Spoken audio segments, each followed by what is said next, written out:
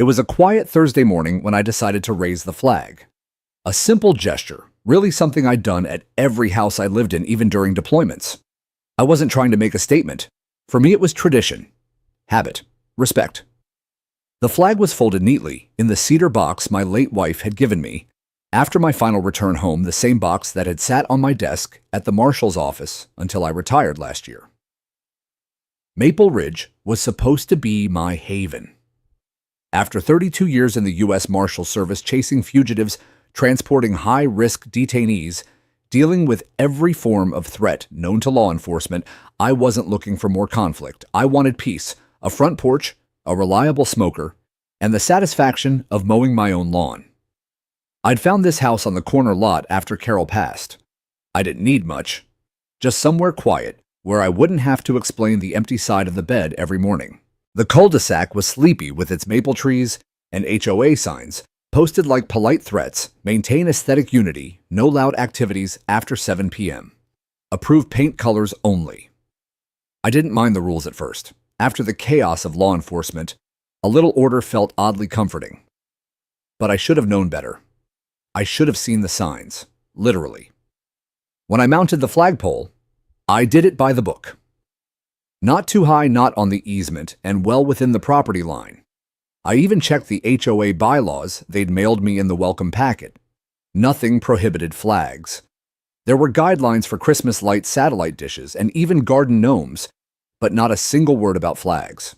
So when I stepped out the next morning with my coffee and saw her Karen Walker, HOA president, clipboard in hand, phone ready like a holstered sidearm, I knew something was coming. She didn't say hello. She pointed at the flag and said, "That's not allowed." I looked at her. "You mean the American flag?" She pursed her lips like she'd just bitten into something sour. "It's not the flag, it's the pole. It disrupts the uniformity of the streetscape. We have approved positions for decorative flags.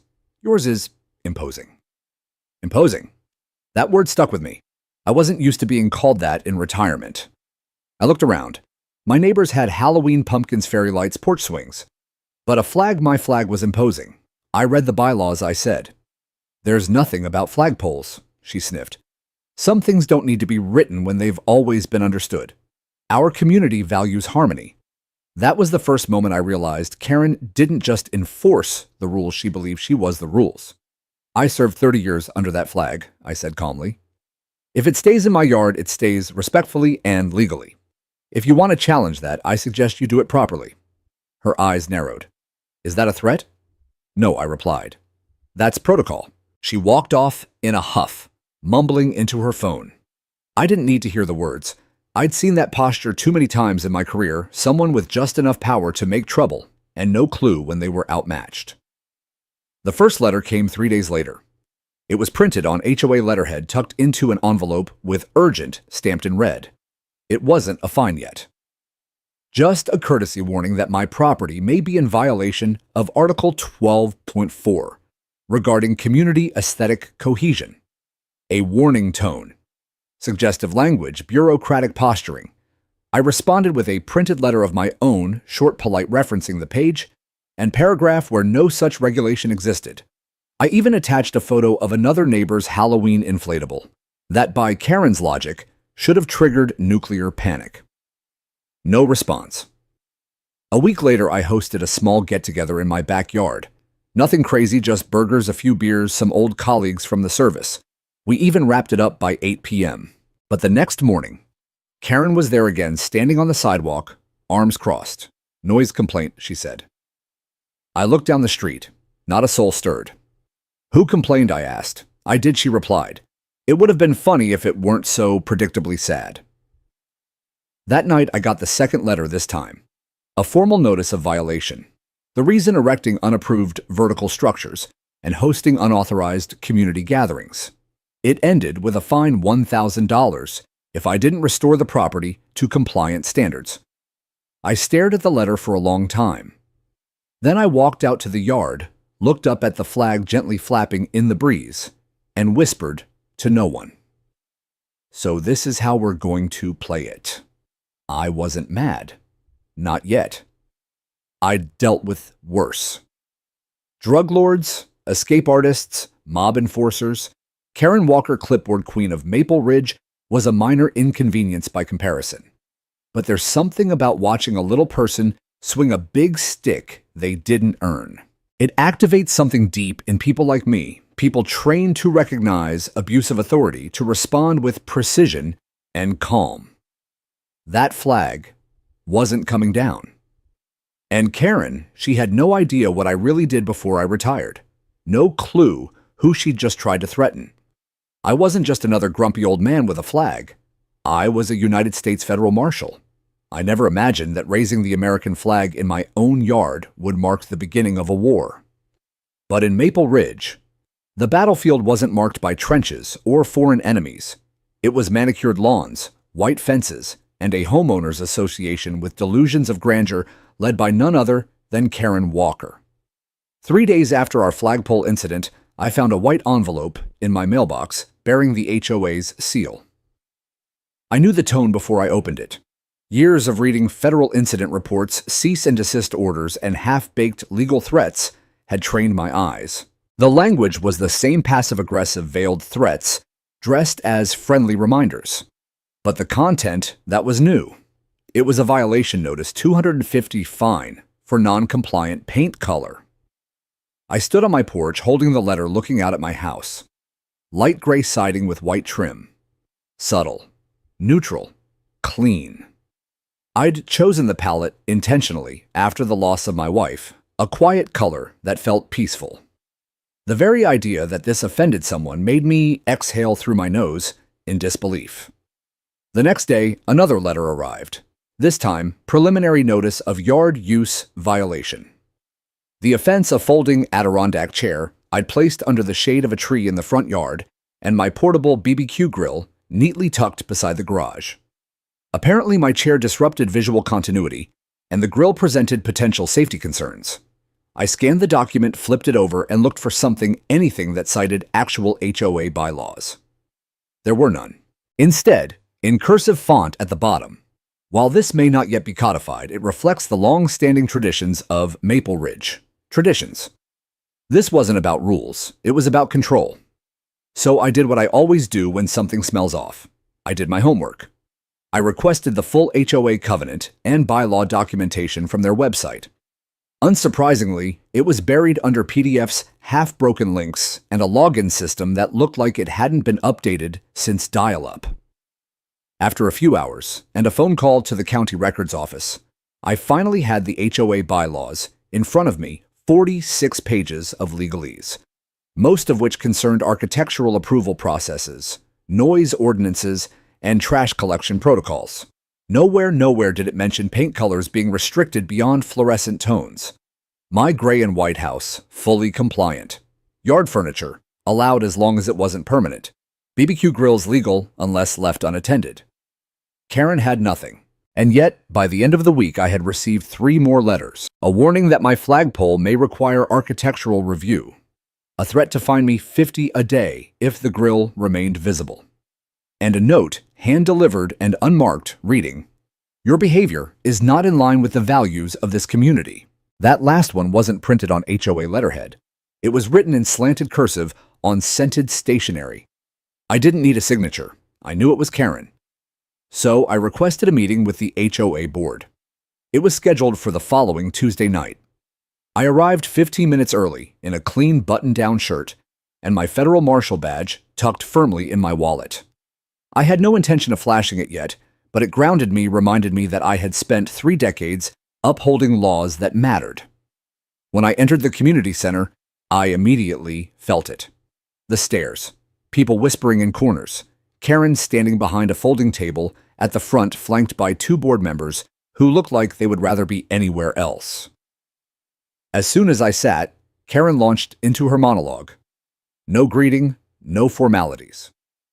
"We've had several complaints, Mr. Dorsey, about your aesthetic choices, the tone you're setting in the neighborhood. Maple Ridge prides itself on its traditions." I kept my hands folded. With respect, I said calmly, "Your traditions are not law. I've reviewed the HOA bylaws. I'm not in violation." Karen smiled tightly like a snake preparing to strike. "Rules evolve. Our job is to maintain a cohesive identity. If that means taking preemptive action to preserve the integrity of Maple Ridge, then that's what we'll do. Preemptive action, I asked, raising an eyebrow. You wouldn't understand. This isn't about laws. It's about harmony. I leaned forward slightly. I've spent 30 years enforcing actual laws. Harmony doesn't come from bullying residents who hang flags and grill ribs. It comes from transparency and fairness, things this board clearly lacks. Karen's jaw twitched. I stood, nodded politely, and walked out. Outside, under the same stars I'd once saluted from desert bases and foreign cities, I stood still. I'd seen power misused before. I'd watched small people grab big authority just to feel taller. But this was personal. Karen wasn't just sending letters. She was trying to erase the part of me that had survived war loss and duty. She wanted to make me feel like I didn't belong. And that was her mistake. Because she forgot one thing: I don't back down. Not from tyrants in suits, not from cowards with clipboards, and certainly not from a neighborhood dictator with a vendetta against folding chairs. It was 11:42 p.m. when the knock came. Not a gentle tap. Not the kind of knock you hear from a concerned neighbor asking for sugar or warning you about a loose dog. No, this was deliberate, 3 sharp measured raps against the wood. The kind you remember. The kind that makes the hair rise on the back of your neck.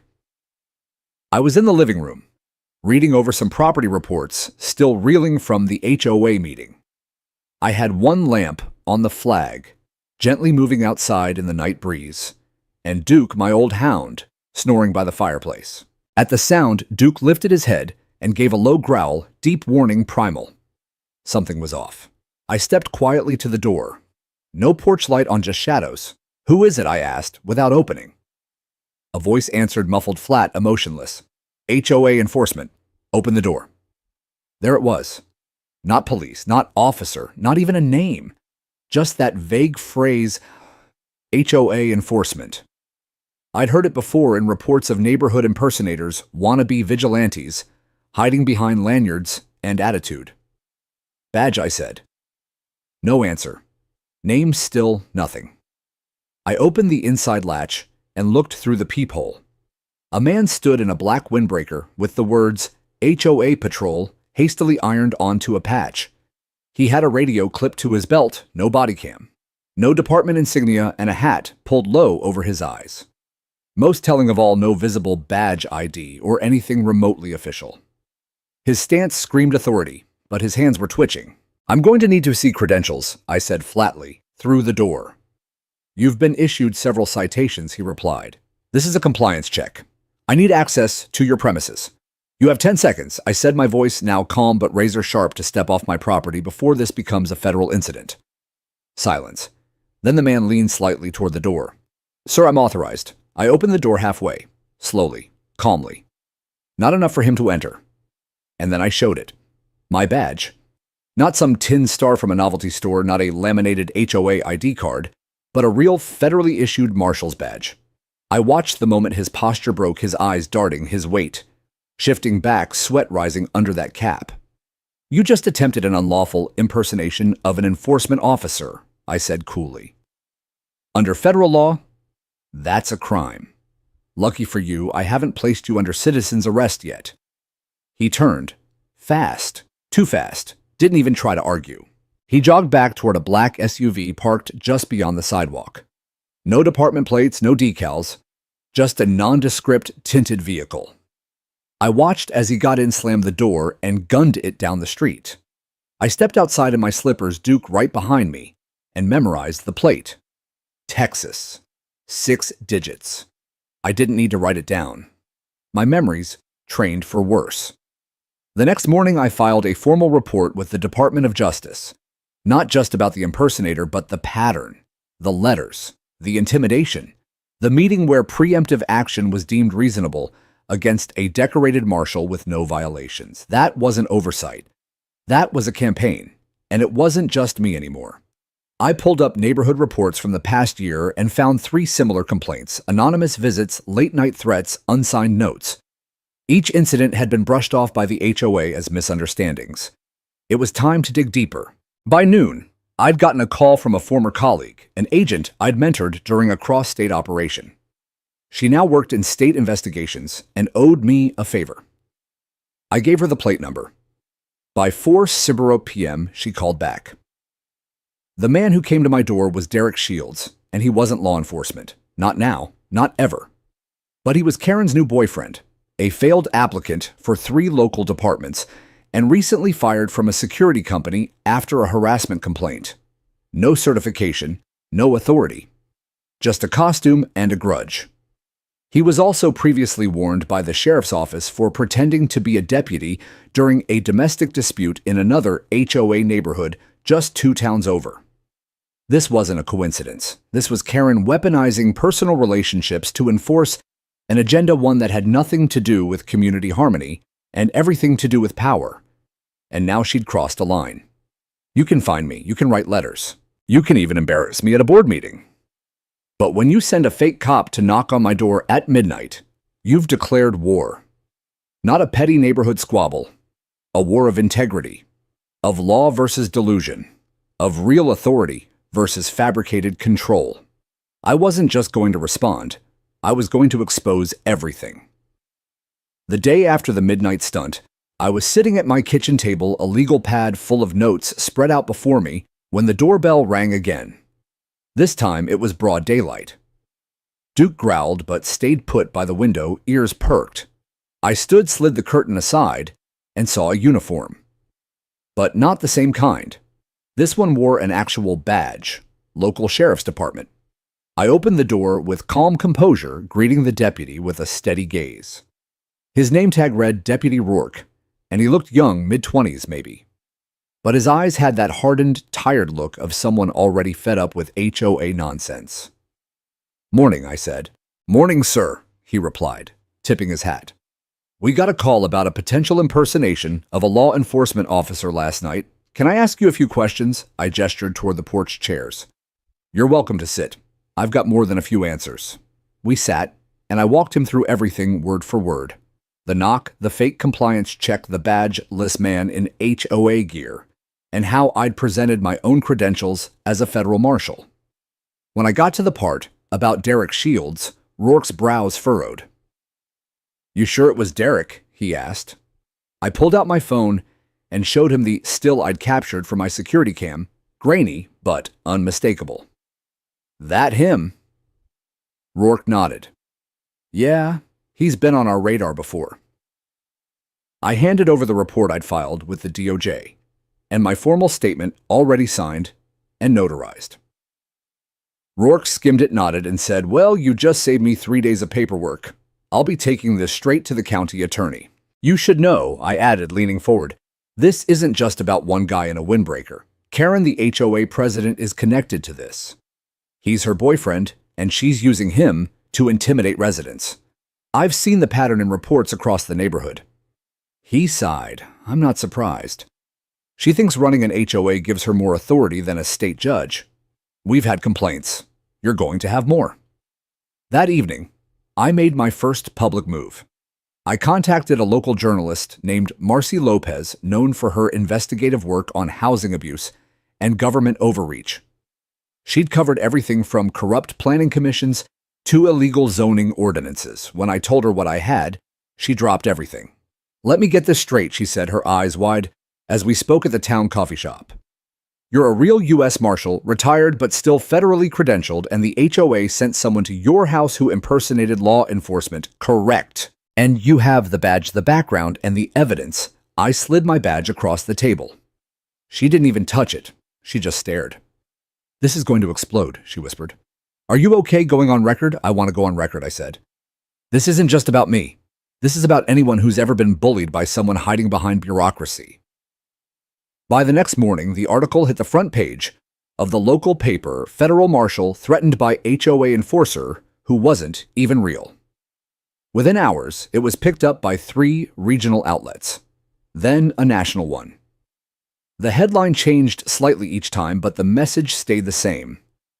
A federal marshal exposed a corrupt HOA, and the nation was watching. Karen didn't respond immediately, but the tremors started to show. Neighbors I barely knew began waving to me. One woman left a plate of cookies with a note, "Thank you for standing up to them." Another man, a veteran like me, knocked on my door just to shake my hand. "I was afraid to fly my POW flag," he said. "Not anymore."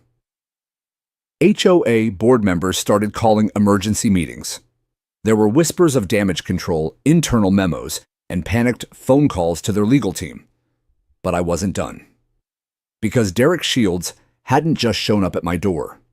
He'd shown up armed. When I played the camera footage again, I zoomed in and enhanced the image. There it was barely visible beneath his jacket, a holster. That changed everything. It turned a fake inspection into potential armed trespass. With that revelation, I contacted federal investigators again. They didn't hesitate. Within 24 hours, a multi-agency task force opened a case file on HOA Maple Ridge and Derek Shields. The word conspiracy was floated: abuse of authority, criminal impersonation, endangering a federal officer. Karen had no idea what was coming, but she would, and soon. The next HOA board meeting was only 5 days away, and I planned to be their badge in pocket evidence, in hand, and the eyes of the country watching. The morning after the article hit national news, my inbox was flooded. Not just with emails of support, but with something I didn't expect: tips. Neighbors, former board members, even a past HOA attorney. All of them had something to say about Karen and her self-proclaimed enforcers. One message stood out. It came from a woman named Madeline Cruz, who used to live 2 streets over. She'd moved out 2 years ago after a string of incidents she described as orchestrated intimidation. Her exact words: Karen weaponized HOA notices, and Derek. He didn't just show up at your door. I gave Madeline a call. She was cautious at first, but once she confirmed I really was who I said I was, and not some new HOA puppet, she opened up. He came to my house in the same fake uniform, she said. Told me I had to stop parking my car on my own driveway because it was non-compliant with visual standards. I asked for ID. He flashed something too fast to see. I asked again. That's when he stepped closer and said people who don't listen to the HOA usually regret it. She moved out 6 weeks later. I wrote it all down. Then I pulled the footage again from my security camera the night Derek stood on my porch. I cross-checked it with Madeline's dates and something clicked. His vehicle was the same license plate. And the vehicle wasn't registered to the HOA. It was registered to Karen herself. That was my break. If he was using her vehicle, impersonating law enforcement, while on HOA business, then Karen was either fully complicit or dangerously negligent. So I dug deeper. Over the next 72 hours, I built a timeline. I combed through public records, HOA minutes, and archived resident complaints. I pieced together a disturbing pattern. In the last 18 months, 7 homeowners had received threats that didn't follow proper notice procedures. In 4 of those cases, an unidentified compliance officer had shown up in person. 3 of them moved away shortly after. One, Mr. Kent, a retired schoolteacher, filed a police report about a man in HOA gear threatening to fine me into foreclosure. Guess who never followed up on that report? Karen's board. Guess who signed off on the disciplinary notices? Anyway, Karen. I went to visit Mr. Kent myself. He was in his 80s, now living with his daughter in a nearby town. His hands trembled as he poured tea, but his eyes still held fire. I told them that man wasn't legit. No badge, no ID. He threatened to have me arrested for painting my mailbox. Did you file a formal report? Of course, but nothing happened. HOA buried it, said I was confused, that it was just a compliance contractor. I thanked him, took his sworn statement, and added it to the folder I was building. It was growing thick now, thicker than just HOA disputes. This was abuse of power, coordinated, repeated, and tied directly to Karen and Derek. And then came the file that changed everything. A public records request I filed with the state came back. Derek Shields had a criminal record, not just a DUI or parking violations. He'd been investigated for impersonating a police officer in another county. The charges were dropped due to insufficient evidence, but there were affidavits. One of them even mentioned brandishing a weapon while issuing fake tickets. It wasn't just HOA drama anymore. This was a pattern, a dangerous one. I picked up the phone and called Deputy Rourke again. He listened, quietly. When I finished, there was a pause. Then he said, "We're opening a multi-agency task force. Your notes just fast-tracked it. We'll need you to testify." "Gladly," I said. But I wasn't finished yet. I went back through my own footage one more time, this time focusing on audio. I enhanced the sound from the moment Derek stepped onto my porch. One phrase stood out: violation of Section 14 Visual Integrity Clause. I froze. There was no Section 14 in our HOA bylaws. I knew I had them printed, annotated, cross-referenced in a binder 3 inches thick. Derek had invented the clause, lied, tried to use fictional law to intimidate a federal officer, and that was the final piece I needed. I called Marcy, the journalist, and gave her everything. She asked one question. "Are you ready for what comes next?" I paused, then nodded. I was born ready. That night, her next story went live. Federal Marshal uncovers pattern of HOA abuse, fake law, and impersonation. The reaction was swift. Social media lit up. News outlets requested interviews. Karen. She stayed silent, but I knew her silence wasn't strategy. It was panic, and that made her dangerous, which meant I needed to act fast. The HOA had scheduled a special session for Friday, closed to the public, meant to discuss concerns over recent media portrayal. But I wasn't going to let them hide behind closed doors. I planned to attend. And when I did, I wouldn't just bring evidence. I'd bring an audience, and I'd bring justice. The night before the HOA's special session, the air in the neighborhood felt electric, tense, and heavy, like the moments before a thunderstorm. People I had never spoken to before stopped me on my walks, whispering support. A teenager rode by on his bike and called out, "You're the Marshal, right? My dad says you're a legend." But inside the HOA's ranks, things were unraveling fast. Karen, still clinging to her illusion of control, had circulated a hastily printed flyer around the neighborhood. The headline in bold red ink screamed new security protocols to restore order. Beneath it, a list of new guidelines: no outdoor flags larger than 3 by 5 feet. No gatherings of more than 5 people without prior HOA approval. No grilling without written notice submitted 72 hours in advance. HOA compliance monitors would now be patrolling during evening hours. And the most chilling line at the bottom, non-compliance, may result in fines escalation to legal channels or removal by HOA-appointed enforcement.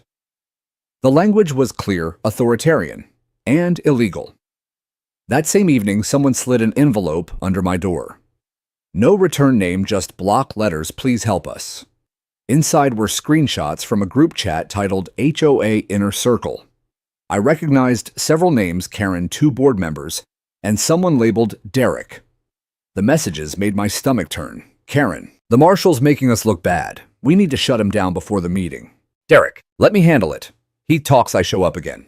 See if he's still so proud." Another board member, "Should we push the fake clause list? People forget what's real anyway." They were conspiring to lie, intimidate, and silence anyone who questioned their rule.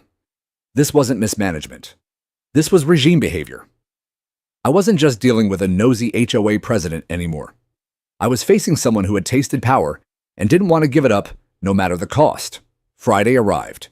I walked to the community hall early, wearing a plain blue button-down shirt, jeans, and my badge tucked securely in my inner coat pocket. I wasn't here as a marshal. Not yet. I was a resident, a neighbor. But if they crossed the line again, I was ready to shift. The meeting was supposed to be closed. But something happened Karen didn't expect. People came anyway, dozens. Not just homeowners. Reporters, a few off-duty officers. Even Deputy Rourke showed up in plain clothes, leaning against the back wall with arms crossed and a smile tugging at his mouth. Karen stepped onto the makeshift stage with a microphone in hand. Her lips curled into a smile that didn't reach her eyes. "We're here tonight," she said, "to address recent misinformation, mischaracterizations, and hostility directed toward this board, your board." No one clapped. Karen continued. "Our goal is simple: protect the values of Maple Ridge. That means curbing activities that harm community standards. Flags, paint colors, law enforcement, impersonation. That was it." I stood up. "Excuse me," I said, walking to the front. "You want to talk about impersonation? Let's talk about your enforcer." Her face twitched. "You're out of order." I reached into my coat and slowly pulled out my badge. The gold glint caught in the light. "I am a United States federal marshal," I said. "And your so-called compliance officer threatened me on my own porch while impersonating law enforcement under your direction." Gasps. Cameras clicked. Phones came up. I turned to the crowd.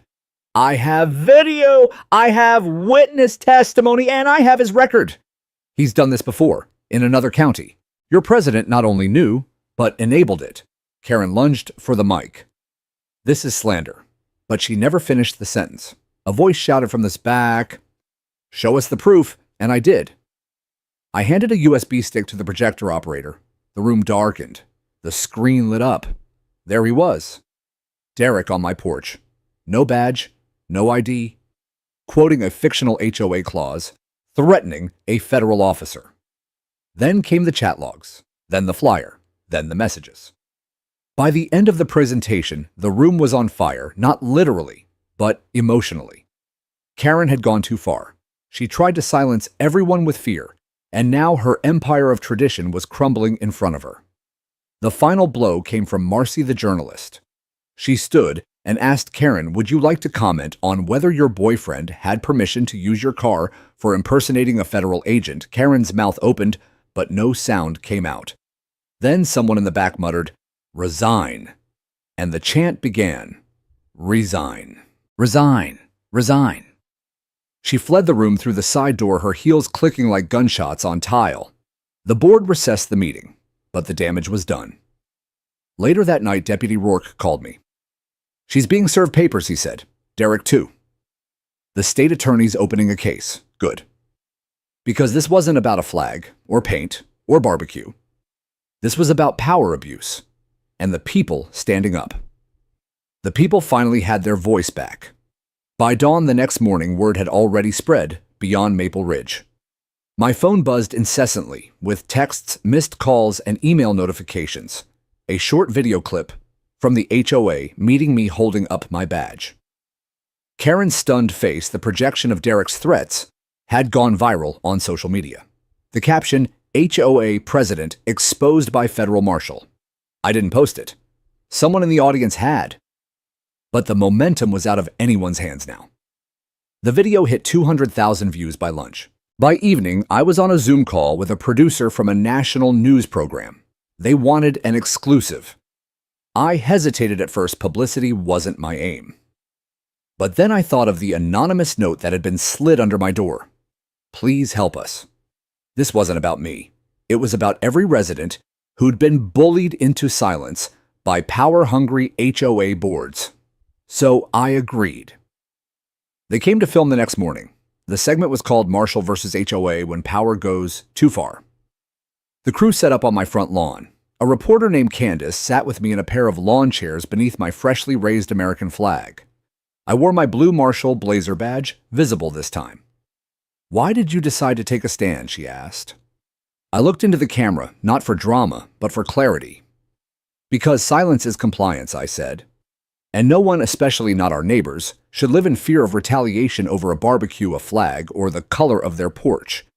This isn't a gated monarchy, it's a neighborhood. And I swore an oath to protect the people no matter where the abuse comes from." The interview aired that night, and that's when everything changed. Emails flooded in from people across the country. A veteran in Florida who was fined for flying his Navy flag. A widow in Arizona who got a $3,000 lien over a lavender flower bed. A young couple in Illinois whose wedding was interrupted because their guests parked too far from the curb. Their stories poured into my inbox like a dam had broken. I knew I had to do something more. That Friday, I walked back into the Maple Ridge HOA office, now under temporary leadership. Karen's nameplate had already been removed. I requested a formal town hall to address the community, and was surprised when they approved it, no hesitation. Saturday afternoon, the rec center overflowed. Folding chairs filled every aisle. Neighbors who once glared now smiled. Some brought pie. Someone even handed me a Karen-free zone coffee mug. I stepped up to the podium. Before we start, I said I'd like to ask everyone to look around. People turn their heads. This right here is what HOA was supposed to be. People. Neighbors. Not threats, not secret votes, not late-night intimidation. The room was silent, and let me be clear. Karen isn't the root of the problem. She's a symptom of a system that lets power go unchecked. But together, we can change that. I laid out my plan. A full audit of HOA rules. Mandatory transparency in all voting and decisions. No new fines without documented board-approved rule violations. And perhaps most revolutionary of all, a public safety advisory council led by residents, not just board members, that would serve to mediate any future complaints. When I was done, they clapped. Not polite applause, real genuine applause. After the meeting, a boy maybe 8 or 9 ran up to me. "Are you a superhero?" he asked, eyes wide. I laughed. "Nah, kid. Just someone who got tired of being quiet." He handed me a drawing me, with a badge standing in front of a big flag, with the words, "Thank you for helping us." I kept it. Later that night, sitting on my porch with the stars overhead and the flag still fluttering behind me, I realized something. This wasn't just about HOA anymore. It was about people realizing they had a voice, and someone to back them up if they dared to use it. The next day, I got a call from a civil rights attorney in Washington, D.C. "We saw your story," she said. "We're forming a national task force to look into HOA overreach. Would you consider advising us?" I didn't even need to think. "Yes," I said. "Let's make sure this doesn't just go viral. It goes forward. Because sometimes justice doesn't come with sirens or courtrooms. Sometimes it comes from a folding chair in a rec center. From a neighbor who finally says enough. From a flag that keeps flying even when the wind fights it." By the following week, the storm Karen had tried to control had spun entirely out of her hands. What began as a petty HOA drama over flags and folding chairs had turned into something much larger, something that now had the Department of Justice's attention. I received a formal letter from the U.S. Attorney's Office confirming what I already suspected. Derek Shields, the so-called cop Karen had sent to intimidate me, was being investigated for impersonating a federal officer. But what surprised even me was this: Karen was listed as a co-conspirator. They were building a criminal case. Apparently, Derek had pulled similar stunts before in other neighborhoods, always under the guise of enforcement, without credentials. In Maple Ridge, however, with Karen's backing, he'd taken it one step further. Their emails, phone records, and witness testimonies all painted a picture of coordinated harassment. What might have passed as a neighborhood feud had now escalated into federal jurisdiction. I wasn't the only one they had tried to intimidate.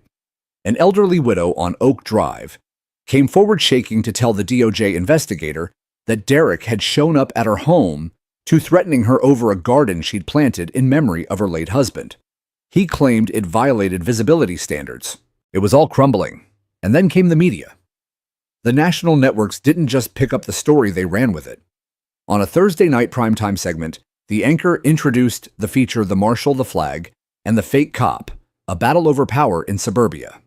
I watched it with my coffee in hand and the porch light glowing behind me. They showed the footage from the HOA meeting, the viral clips, and even interviewed residents who had stood with me. One of the closing shots showed me walking with the American flag, waving gently in the breeze behind me. And just like that, I became an accidental symbol, not by choice, but by necessity. That weekend, a rally formed at the edge of our neighborhood. People from surrounding towns gathered, some holding signs like "HOAs aren't above the law," others simply waving flags or holding photos of homes they'd been bullied over. I walked out to thank them, wearing the same navy blue jacket I had when I first flashed my badge. They parted like a tide as I approached the small stage someone had set up under a pop-up tent. I spoke softly, but firmly. This started with a flag. But it was never just about that. It was about a system, one where unelected boards get to make up rules, punish their neighbors, and operate without oversight. But the law still matters, and so does your voice. They cheered not for me, but for the idea of finally being heard. The fallout for Karen was swift. The Department of Justice issued an indictment for conspiracy to impersonate a federal officer and misuse of administrative authority. Local law enforcement, who had been unusually quiet during the early phases, now scrambled to distance themselves. Derek was arrested first, taken quietly from a home just outside the HOA's boundaries. Karen, defiant to the end, appeared at one last emergency HOA meeting, trying to rally the board to stand united against federal overreach. She didn't know the cameras were already rolling. The news crew had shown up uninvited, and when she snapped at a reporter outside, "I am the law here," it became the soundbite of the week. 2 days later, she was placed under house arrest. Back in Maple Ridge, a special interim HOA board was formed, led by actual residents, not power-hungry social climbers. They started rewriting the bylaws, eliminating vague language, and most importantly, implementing a transparency clause that required every action, vote and fine to be published and justified publicly. Some asked me to run for HOA president. I declined. This wasn't about power for me. It was about putting it back where it belonged, with the people. Oh, I did, however, agree to serve as public safety liaison, a role created for community education and oversight. I hosted weekly Know Your Rights sessions on Saturdays. Retirees came, teenagers came. Even skeptical old-timers who used to roll their eyes at the HOA drama showed up with notebooks. One of the last things I did that month was sit down for a podcast with a civil liberties group out of D.C. The host asked, "What would you say to someone out there right now being bullied by their HOA and afraid to fight back?" I paused for a long moment before answering. I'd say this: you don't need to be a marshal. You just need to know your rights, stand your ground, and shine a light on the dark corners. Because the moment they know you're not afraid, they start backing up. That night, I got a letter in the mail, handwritten. It simply read, "Thank you. Because of your story, I finally said no." And it worked. I pinned it on my fridge, next to a drawing a neighborhood kid had given me, one of me holding up the Constitution with fireworks behind me. And in that quiet, humble house, at the end of the street where drama had once tried to take root, there was peace. By the time autumn leaves began drifting down Maple Ridge Lane, the neighborhood looked the same. But everything had changed. Karen's grip on the HOA had unraveled like a cheap sweater caught on barbed wire. Following her indictment, the board had no choice but to act. A mandatory emergency meeting was scheduled not by Karen this time, but by the interim vice chair, a gentle widow named Mrs. Hargrove, who had lived in the neighborhood for over 30 years. She had always avoided conflict, but even she had seen enough. The meeting took place in the community center and every seat was filled. Some residents stood against the back walls, arms crossed, silent but determined. Others whispered to one another with that quiet energy of people on the brink of reclaiming something stolen from them. I arrived early, not in uniform, but with my federal marshal badge in my pocket, just in case someone tried anything foolish again. Mrs. Hargrove opened the meeting with a calm authority. "Tonight, we vote on a motion to remove Karen Walker from her position as HOA president, effective immediately." Gasps filled the room, not from shock, but relief. Then came the testimonies. An elderly man with a cane stood first. She fined me $200 for having my grandson's skateboard left out for 10 minutes. I paid it because I was afraid. Next, a young mother. She told me my autistic son's therapy swing was a visual nuisance and had it removed while I was at work. Then it was my turn. I didn't bring theatrics, I brought facts. I calmly recounted the night Derek Shields came to my door, the missing nameplate, the uniform without insignia, the absence of any real authority. I held up the photo I took of his license plate and noted its connection to Karen's personal cell records already handed over to the Department of Justice. "She sent a man to my home under false pretenses," I said. Not just to intimidate me, but to make a statement. That her word was law here. I let that settle. Silence hung like fog. Except I don't answer to HOA bullies. I answer to the Constitution of the United States, and so do you. There was no applause, not yet. Just a rising awareness and awakening. Then Mrs. Hargrove called for the vote. It wasn't close. Out of 113 eligible votes, 109 said yes to her removal. Karen, of course, wasn't present. She'd claimed medical leave and had refused to comment publicly since her arrest. But her absence did not spare her from justice. The board passed a motion to freeze her access to HOA funds, review her past fines and violations, and cooperate fully with federal investigators. Later that evening, as I walked home under the soft yellow glow of the street lamps, I heard something I hadn't heard in months. Neighbors talking without fear, laughing, reaching over fences, sharing stories, and then the flags came out. One by one, almost like choreography, residents began raising American flags in front of their homes. Not in protest, but in unity. By morning, Maple Ridge had become a sea of red, white, and blue. It was beautiful. But the most powerful moment came that weekend. The new interim board announced a community gathering in the Central Park. No formalities, no politics, just food, music, and healing. I brought my grill. Not the fancy kind. Just the beat-up barrel smoker I used back in Texas when I was stationed near Fort Bliss. I set it up early. Marinated ribs the way my wife used to, like brown sugar cayenne apple cider vinegar. As the smoke curled into the air, neighbors began arriving with side dishes and folding chairs. Someone set up a speaker playing soft country music. A group of kids started a flag football game in the open field. I looked around and felt something shift. No one was talking about fines or violations. No one was afraid of walking across a lawn without permission. And absolutely no one was asking who had approved the gathering. Then I saw Mrs. Hargrove walking toward me with a stack of papers. These, she said, are the new draft bylaws. Simple, clear. No more vague language. No more hidden fines, and no more rulemaking without a vote. She handed them to me. I flipped through. Gone was the page about aesthetic harmony. In its place, a Bill of Resident Rights, including one I had helped write. Every homeowner has the right to reasonable self-expression, privacy, and due process. I smiled. Looks good. She grinned back. Looks free. As the sun dipped behind the pines, someone lit a bonfire. Marshmallows came out. A teenager strummed a guitar. I leaned back in my chair plate on my lap, the flag fluttering just behind the picnic tables. The HOA wasn't dead. But the dictatorship was.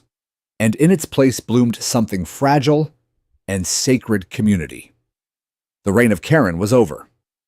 A week after the bonfire gathering, I received a thick envelope at my doorstep. Inside were hand-signed letters, over 40 of them, from neighbors thanking me. Some were just a few sentences. Others told personal stories of intimidation, silencing, or fear under the old HOA leadership. But every letter ended the same way. Thank you for standing up when we couldn't. It humbled me. But it also stirred something deeper, a realization that what happened in Maple Ridge wasn't an isolated case.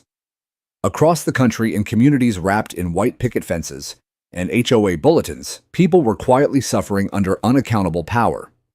The HOA wasn't meant to be a dictatorship, but too often it became one. So I made a decision. I didn't take over as HOA president. I had no desire to sit behind a desk, passing out fines or managing landscaping contracts. My duty, as I saw it, was broader. It was rooted in the same oath I had taken decades ago when I became a U.S. Marshal, to serve and protect, not just from external threats, but from within. I partnered with a few neighbors, some lawyers, a retired judge, a couple of veterans like me, and we started something new, the Marshal's Code Initiative. The goal was simple: empower homeowners with knowledge. We launched free weekend workshops under the shade of the big oak tree at the edge of the park. No slide decks, no jargon. Just stories, facts, and tools. Our first session, Know Your Rights under HOA Governance. The second, How to Respond to Intimidation and Illegal Enforcement. By the third week, we had residents from 3 other neighborhoods joining us, some driving 45 minutes to attend. News traveled fast. A local podcast did an episode on us titled, From BBQ to Bill of Rights, How One Marshal Changed His Town. Then, a journalist from a national outlet reached out wanting to cover our initiative for a segment on community empowerment.